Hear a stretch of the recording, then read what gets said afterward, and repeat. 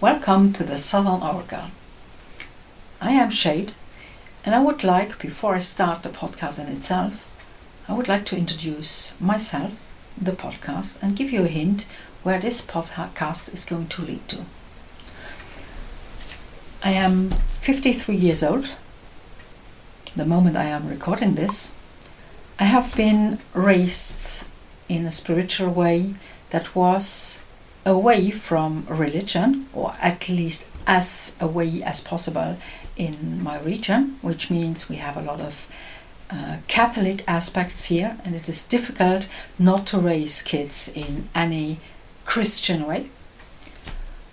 My parents were the kind of people who were more interested in showing us that we should respect nature. My father, without any beings that are unseen to us, while my mother went a little bit further and was also talking about energies. And on my path, it always went past the religious way. I touched things like shamanism, like Zen Buddhism, like Taoism, and that's actually the mixture you're going to find when it concerns me. And in all this, the aspect for me that is important is very simple.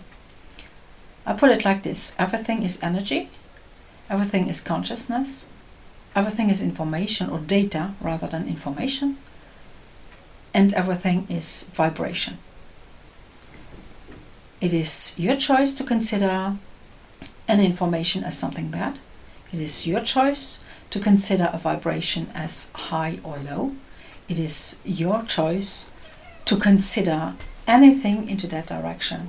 It is your choice by your experiences, by your beliefs, and so on. This is not something I want to judge. It is just for me like a kind of fact.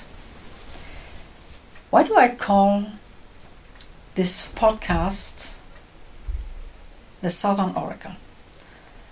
I'm basing this on the idea of Michael Ende's book, The Neverending Story, and I'm talking about his book.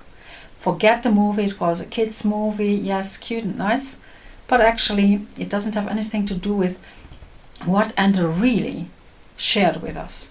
Read it again as a spiritual person, as an adult spiritual person, and you will find out that there's far more to this story.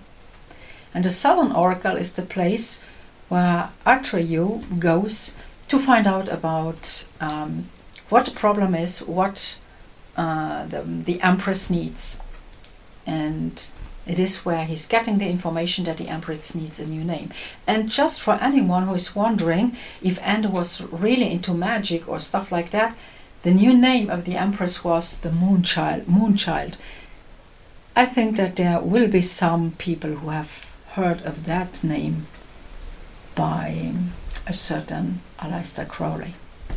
So yes, he was totally in this, and this is one of the reasons why I pick up this idea. The other part why I use the Southern Oracle is that the Southern Oracle was simply a voice. So the moment the voice disappears, it is as if the oracle disappears. And sometimes when making podcasts, I have the same feeling. Here, in the internet, podcasters are simply a voice. And the moment you close your laptop, the moment you close your phone, your cell phone, the podcast is sort of gone. The point that is important to me, and which brings it a little bit further, is why am I making this podcast? I see a lot of ideas of spirituality, especially concerning enlightenment, fifth dimension, all those things. And I have a completely different experience concerning this, and I have a completely different insight into it.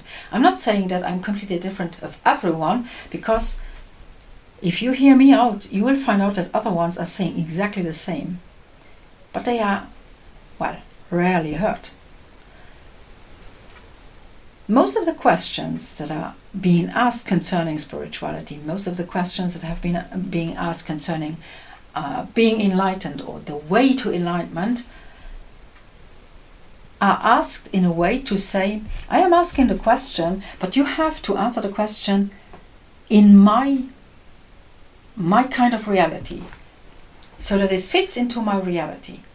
So when people are talking about a certain aspect, it has to be put into, the answer has to be put into that same belief, into that same kind of reality, in that same kind of frame. I see that very often. I give you a very simple question. Why does God accept all the bad things that happen on earth? And you have to answer the question within the frame of, we assume that God exists. The moment you take away the facts, the idea, not the fact, but you say, what if God does not exist, and the question does not come up? That is the moment that people are blocking and saying, no, God exists, and I want you, although you do not not believe in God, you have to answer the question on my turf, on my level, inside of my box. And with this podcast, I would like to take you out of that box. Not simply concerning God, concerning a lot of beliefs and ideas concerning spirituality, concerning enlightenment, concerning how humans function, and so on and so on. So the subjects are vast, and maybe you're going to step out of that box and see like a greater scheme, the whole picture. And you will find out one thing. I am not here to answer the questions, but I am here to make you understand that 99 of your questions simply do not exist. Thank you.